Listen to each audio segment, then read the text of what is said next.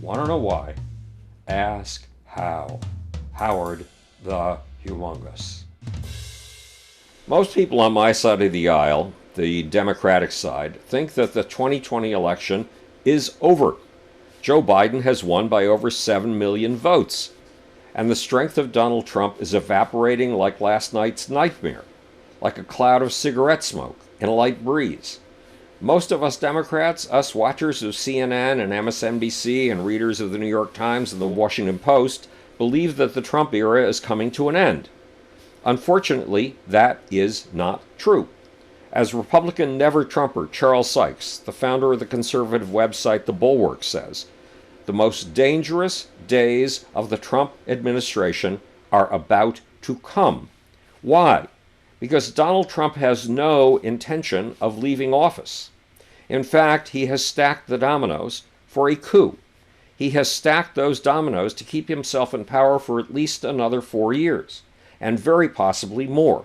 And the Bulwark Sykes warns, there are no norms that he is not willing to violate. There's no standard of decency that he is not willing to shred. Here are some of the claims that Trump's legal team is making in court and out of it. China and Iran, they claim, have hacked the software of voting machines provided by a company called Dominion Voting Systems. They have made every vote for Trump count 75% and every vote for Biden count 1.25%. Dominion is riddled with foreign control, say these Trump attorneys. Dominion provided the voting machines with which Venezuelan dictator Hugo Chavez rigged his elections, they claim. And Hugo Chavez was a Marxist and a socialist. What's more, these Trumpists claim that billionaire George Soros, the chosen face of evil of the far right, a man who some on the far right believe is a hidden Marxist and part of the shadowy elite of child rapists and Satan worshippers out to take over the world, was somehow involved in Dominion voting systems, which means that Trump and his followers know with absolute conviction that Donald Trump won the election in a landslide.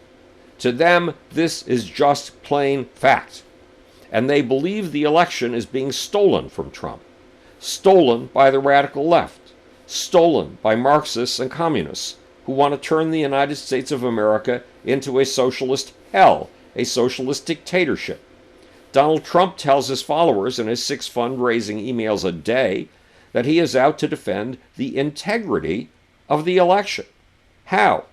Presumably by purging the phony ballots from Dominion, by purging the so-called illegal votes of ballot harvesters and other election thieves, imaginary election thieves, by purging ballot dumps and unconstitutional mail-in ballots. Trump is losing his arguments about this alleged voter fraud in court after court. He's lost in at least 34 courts so far. But that doesn't matter.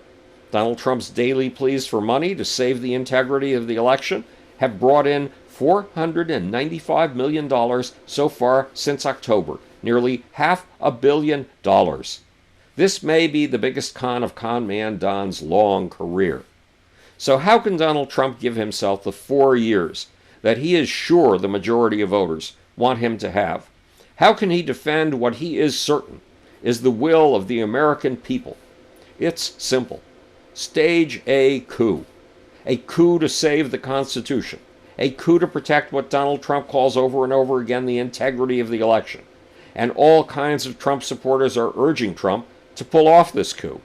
They include former National Security Advisor Michael Flynn, Trump attorney Lynn Wood, Trump dirty trickster Roger Stone, former Trump legal team member Sidney Powell, and a slew of others. These Trumpsters are going on the air and popping up in print to suggest over and over again that Donald Trump imposed martial law or invoked the Insurrection Act. And according to Media Matters' Tom Zivotofsky, the leader of an organization called We the People and head of the Portage County, Ohio Tea Party, appeared on an Ohio Talk radio program and defended the idea that military action was not only necessary but also justified. On the Bob Frantz Authority radio show, host Bob Frantz asked Zawotowski to lay out the case for martial law, lay out the case for a military-run revote. Yes, you heard that right.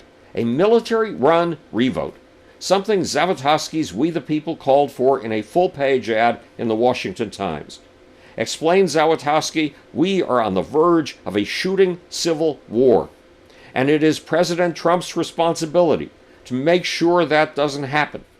Zawotowski continued, a new election run by the military is fair and is reasonable and will again start to reset things so we can move forward with at least knowing one thing. We had a fair election, and the president that was elected is the president who the people wanted. Yes, all that from a new election run by the military. Zawotowski calls the election of Joe Biden an illegal activity that has suspended the Constitution and says, quote, martial law is a constitutional activity, close quote.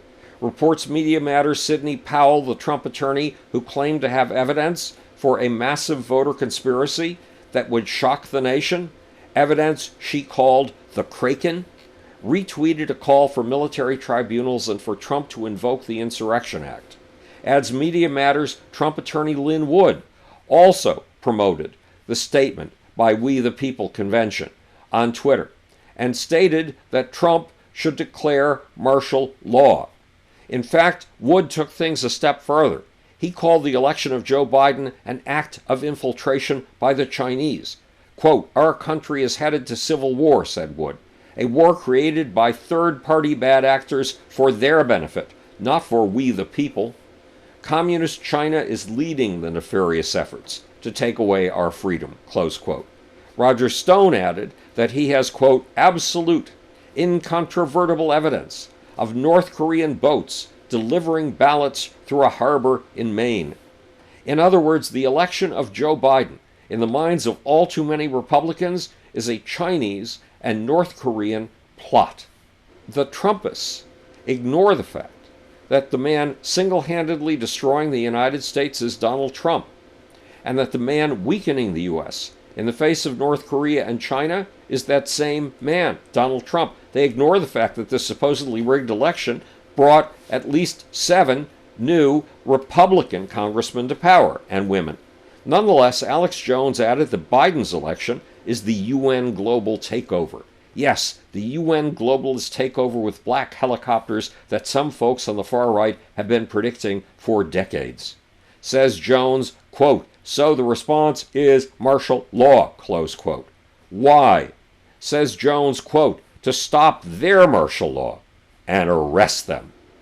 Is there any connection of the plan for a new election run by the military to another Trump deed that made headlines in November and early December of 2020? Donald Trump fired his Secretary of Defense, Mark Esper, then fired a batch of civilian leaders of the Department of Defense and replaced them with militarily underqualified people whose only virtue was that they are members of the Trump cult. And Trump changed things so that special forces report directly to the acting Defense Secretary, Christopher C. Miller. And who does Christopher C. Miller report to? Donald Trump.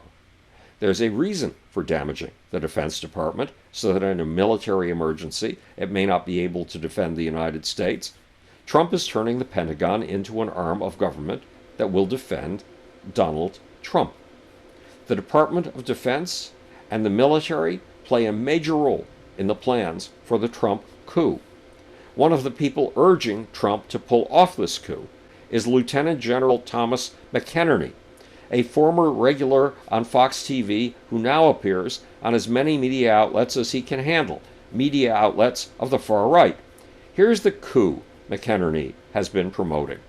McInerney urges Donald Trump to save the nation by invoking the Insurrection Act, declaring a state of emergency, declaring martial law, and throwing all of the claims of election fraud into military courts, into military tribunals. Meanwhile, McInerney urges Trump to suspend the election and to keep the clear winner in office. That clear winner is, of course, Donald Trump. In other words, the general has laid out plans for a putsch to keep Trump in power. Meanwhile, why has Donald Trump decapitated the Pentagon and put in Trump toadies so that if Trump calls for soldiers in the streets, he can get them? To those of us on the left, any talk of a coup is wild-ass conspiracy speak. But that conspiracy speak is appearing over and over again on the right-wing media as a serious proposition, the only right thing to do.